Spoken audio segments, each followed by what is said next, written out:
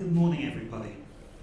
And I guess before I start and trying to get some context with some of the speakers we've already heard, first of all, I come from the transport industry, and by transport here I'm talking about the actual operations of things like the train service. Okay? I guess it's heavily unionized and it's a heavy regulated industry. So what's quite interesting is how we can get in that industry some of the looser and more open architecture and principles of IoT, IoE. And what I'm going to try and do through this presentation is take us through a little journey of how it is possible to bend and adapt and amend existing practices in transportation and embrace some of the powerful messages that can be used through this technology. So I guess for most of us in this room this is really easy, but for people like me who come from transport, there's some things here that really grab my attention. We're talking about efficiency, we're talking about business growth, and what I'm kind of going to focus on a lot here is about the passenger experience. So what's tended to happen is railways and roads have been developed based on how they are operated and how they supplement a big city or a city-to-city transportation corridor. Not a lot of thought goes into the customer experience. The relationship within the Internet of Everything is quite interesting, and as we'll see, I'm a person, I'm heavily processed, I've got a lot of data coming out, and I guess there's a lot of things that I need to connect or consider how I connect them. And we've heard this all through the conference. It's here, it's now. What I like about this, particularly in transport planning, is I can now not worry about the amount of data that will be produced on a daily basis and how I can manage that data and how I can use that data both in a closed way to help me to develop my operational rules and procedures, but in an open way to enhance the information that comes to me as a consumer, so I know that I'm not going to be caught in a traffic jam this morning whilst I'm heading to a very important international conference and I turn up late on the stage. So this is the new essential infrastructure, and it's up to people like us to make sure that we start to change the way we think about driving our businesses. So the network is the platform, and around that network we can bring in all these different types of technologies and all these different types of business processes to actually transition from what we do today to what we need to do in the future to make sure that each day is as harmonious as it can be. And across the bottom, we're talking here about the things that are extremely important to transportation. We've heard about security and piracy, best practice benchmarking globally, and you can't just continue to build and build and build. What I need to do is get as much as I can out of my infrastructure every day. This is more challenging than putting man on the moon. And you have to put man on the moon once every day. When you look at stations in London like Victoria Station handles more people than Heathrow Airport. Can you believe that? And each day, everybody needs to go through there in a way that allows them safely to get through that station to their particular destination. So, in terms of data, we're jumping from, again I'll choose an example in London, Docklands Light Railway, where the signalling system produces 2 terabytes of data a day. That data is actually managed at the moment very late. It gets downloaded, it gets burnt onto a DVD, it gets uploaded, it goes to a data warehouse. The data warehouse interrogates things that have happened because they're incidents. What we're now talking about is connecting and using big data in real time. And that data will help me and my colleagues to make sure that we provide a better train service. So when you have an event like a Grand Prix or you have a concert or whatever, you can moderate the service to make sure that people get there on time and they leave and get back to their hotels or homes. And the other thing I really quite like about this is, and this might make you laugh a little bit, but what we're talking about is actually taking away opinion and actually providing knowledge. and using the data to make sure that what I am doing actually does have a business benefit.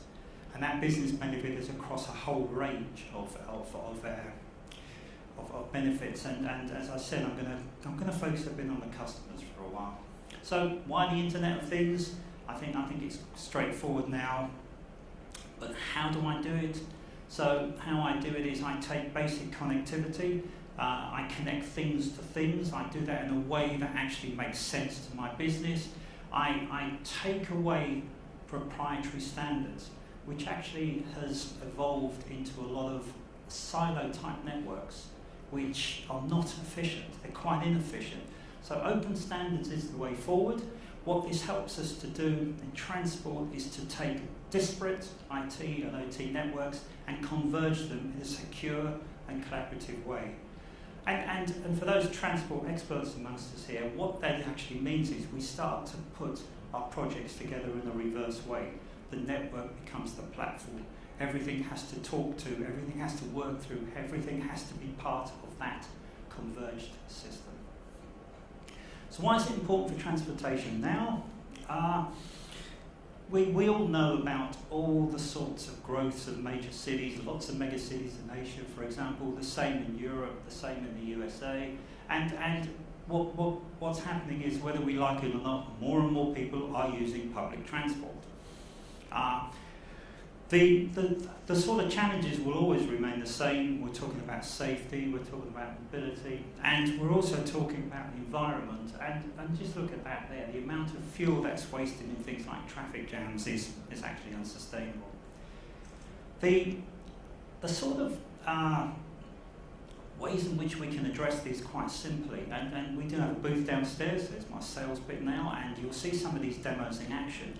When we start to cluster information, we can start to tell whether or not a bus is where it should be, a car is where it should be, if there is parking spaces available. We can start to use the connectivity and the sensors and analyse that data very quickly. We can tell a bus that's heading to the depot whether it has a health problem, a tyre's flat. I think we saw the Airbus landing on Saturday with the tyre being flat, into whether or not it needs a major overhaul. We can tell customers waiting at bus stops how long they will be waiting for their particular bus. We also start to look at, okay, we've heard some massive numbers over the course of this conference, but what you start to do is you start to look at how you can build a business case.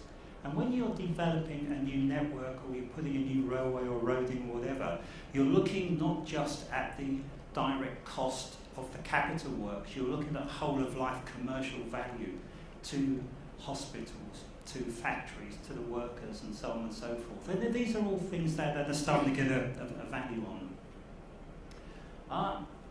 What I'm surprised, or shouldn't be surprised about, is how much already is in place. So I talked about heavy, regularised, I add now conservative industry. It is an industry that's still using technology from the 80s and 90s. I don't mean the 1880s and 90s, although I suppose horse-drawn and grown there. Carts could do that. But we're talking about how do we actually bring these types of benefits and develop the business cases and the business benefits. So I'm going to be talking about real-time scheduling, location-based mobility, real-time payment services. Many of these are in revenue service already. Many of these are just using parts of what's available, parts of what's actually out there in terms of technology. And the crux of the matter is you can use this for passengers, for maintenance, to control, and to connect. I'm going to come back to stations in a minute, but where you can use all these things to connect a number of steps in a journey. But as a consumer, as a passenger, I now can always be in touch with what I want to be in touch with, which normally means using my smartphone on a train, using my smartphone on a bus, using my smartphone when I'm walking, and so on and so forth. Here's just a couple of areas where organisations have come to us, or there's been an industry forum where we've been looking at how do we integrate more of our services. how, I've talked about internet already, but real-time video surveillance, getting real-time video pictures from a moving object such as a train to a remote site where it can be used to aid if there's a security incident or dare I say a crime. You can get a conviction. You can also inspect and monitor to see how it actually looks, and you can use it proactively to develop mitigations if there are any perturbations in the service currently ongoing. Not do an investigation as I described on the terabytes being uploaded, downloaded and DVD later on. So you're talking about real-time intervention, and that information can be made available through applications for you as you are travelling to get an alert to tell you that the service you were expecting is actually not there at this moment. Can you do an alternative way of travelling? There's another one here. I'm focusing on the business values, the improved security on board trains, and that's in two senses. That's in terms of the what I just described about the deterrent of having a real-time picture, but also about the security of the proprietary system, which actually makes sure that train moves and stops and journeys safely. And in this case, it's something called computer-based train control. So there is a degree of processing and computerization in the way a train moves from point A to B. What this allows is that information to be manipulated remotely, securely, which is very important, and this is security in terms of anti-hacking. There was a case a long time ago of somebody putting their tele-clicker and it changed the signals. That we've moved a long way from that now. And this is extremely useful in terms of moving the technology up a level and creating the way in which you can change the situation. Going through this a little quicker, bit put out now by being given more time. What I'm sort of talking about here is I turn up at a station. I don't actually quite know, because I'm not a daily commuter, what's happening, where I should be going and so on. And I get a sort of message here where typically that's exactly where I want to go and it's delayed. So what I'm doing is I'm asking for some advice. What this system allows us to do is, by use of a client, if I go onto that screen, I can get in touch with many devices at the same time. But actually what I really want to be doing is I want to be told individually that where I'm going is okay. So this puts me through to a real person who's on the other end in real time. It will always put me through. So if the person I'm talking to is actually in a different city or a different part of the city or even a different continent, it doesn't matter. And the nice little touch here is I'm getting a little picture of where I'm going, so I stop panicking because the delay is not actually where the airport is or whatever. So it's quite a good use of an interactive device, which is real time, and I can't stress the importance of real time. Again, on the stand, you'll see some examples of smart parking, and as well as railways, don't forget the roads, the congestions on the roads. And what we're doing here is we're looking at how can we make sure the consumer is always connected to the vital information he or she needs to make their journey. Wouldn't it be nice if we didn't have any traffic jams? Wouldn't that be great? I suppose one way of doing it is pricing people off the roads, but we've moved on from that. This one is out in the field, and what you tend to get now with this type of technology is you reduce the amount of hardware in the field. And I put this one up because what we've got here is different types of temperatures, different types of locations, different types of uses, but actually they're all kind of doing the same thing. What they're doing is they are working in harsh environments, and they are transferring information and data around the network. Same sort of stuff here, just a different use of it. And of course, these mobile devices, which are like a police car, which needs to connect with everything that's out there known to man. It needs to do it in a high priority, it needs to do it fast and securely, and it needs to make sure it's talking to the right people about the right things. Again, I'm going to come into the cloud in a second. So I'm got to go through these a little quickly, but what we're seeing stations and the uses of stations changing. They're changing from somewhere where you go to buy a ticket, get a train, into somewhere that's becoming a little more social. If you start to look at what people really want, if you start to improve the environment of the station, you connect more applications, you start to measure the performance of when people go through a station, what they're actually getting. You start to understand that the consumer wants to be able to remain connected. They'll spend more time at stations and in their cars. And the station will start to change, to adopt more roles as the demand on the communications changes. So at the moment you go to a station, it tends to be a black hole in communications. And there's some quite interesting projects coming out. So what it used to be to where it is, and these sort of things are becoming quite interesting. So there's a big push at the moment to be able to book my shopping for the evening, pick it up at the station. They want to know what train you're on, they want to know what time you'll get there, you want to make sure it's fresh and so on. All these things are now possible and are happening. Okay. So in essence, these are the sort of principles, processes which are adopted when you try and design a new station. Most of them can be addressed by an IP produced IoT, IoE, confined type of product package. And this is a little bit about how you do it. There always has to be business cases, and apologies for going through these pretty quickly, but if you start to look on the right-hand side, you're starting to get some pretty big tangible benefits that can be monetized.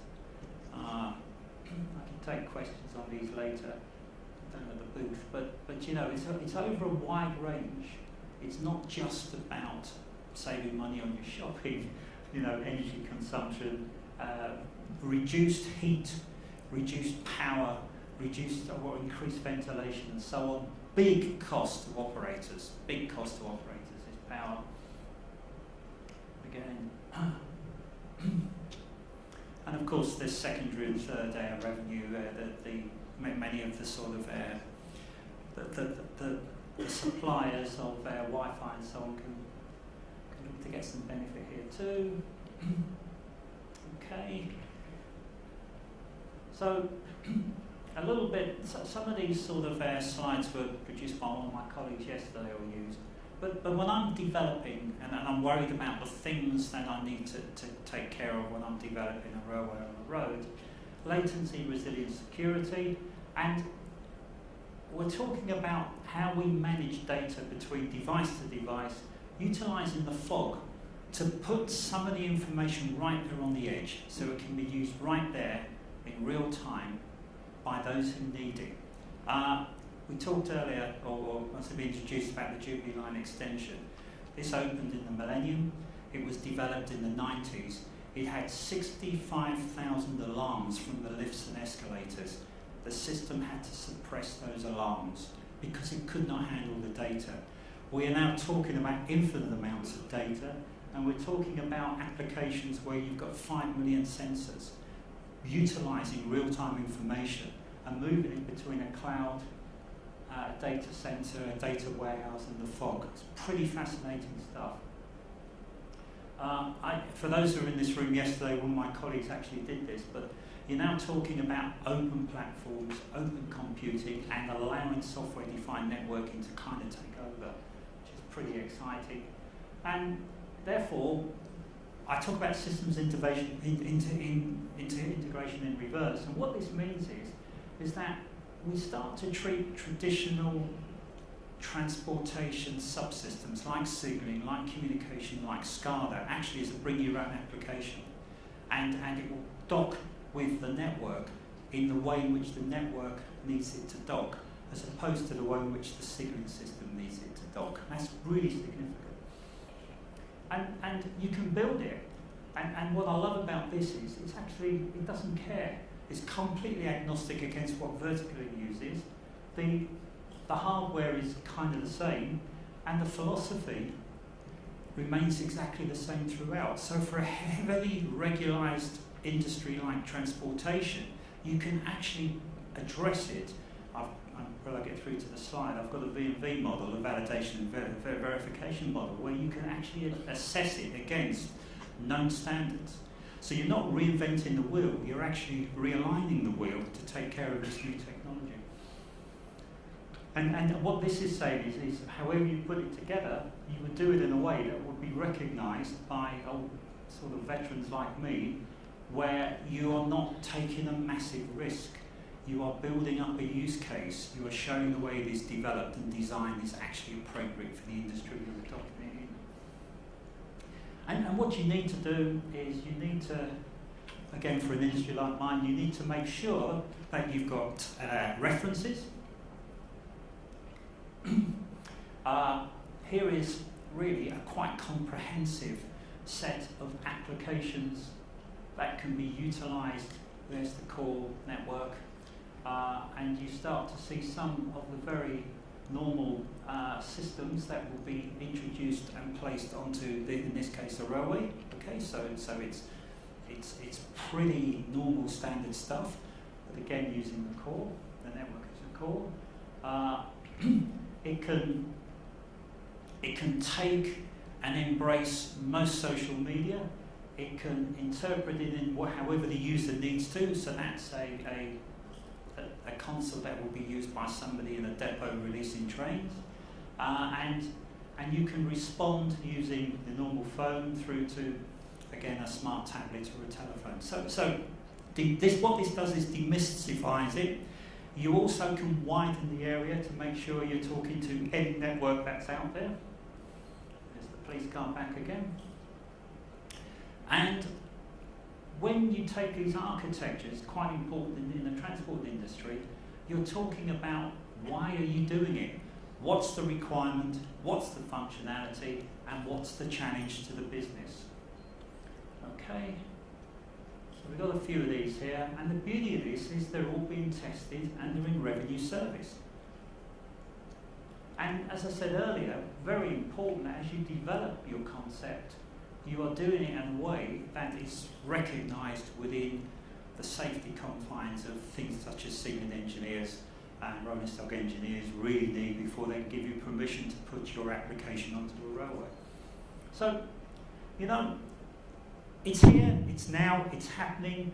It improves safety and security. It provides greater operational efficiencies. I can see in the next 5 or 6 years completely automated railways, completely automated. There's only maybe one in the world at the moment, and it's a small one. And I'm just fascinated, really enthused by the benefits which IoT, IoE brings into this type of transportation. Okay? Thank you for listening. Thank you, Tony.